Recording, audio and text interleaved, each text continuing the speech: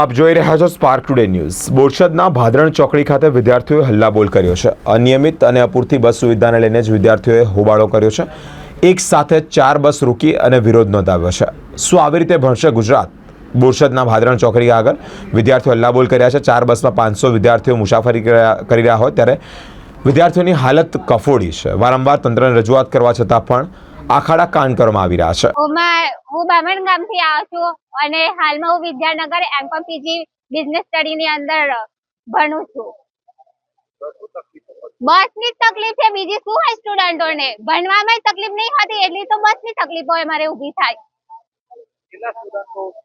હાલની અંદર તો 150-200 સ્ટુડન્ટો છે, 5 ગામના ટોટલ। એક જ એ અનરેગ્યુલર। શું માંગ છે અમારી? તો બસ એટલી માંગ છે કે અમારી બાજુની રૂટની બસો નિયમિત આવી જોઈએ અને બીજું કે નવી બસ હવે અમે માંગીએ છીએ તો બસ રેગ્યુલર મુકાવી જોઈએ।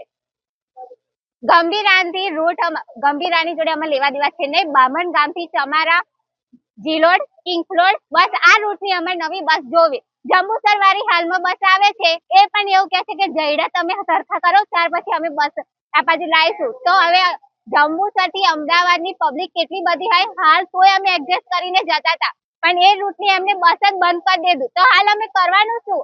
અમે કઈ બસમાં જઈએ? આજે હલ્લો બોલાવ્યો છે, તમને એસટી તંત્ર તરફથી કોઈ જવાબ મળ્યો છે? કોઈ જવાબ મળ્યો નહીં, કોઈ રિસ્પોન્સ નહીં। બસ એ લોકોને એમની મનમાની કરવી છે।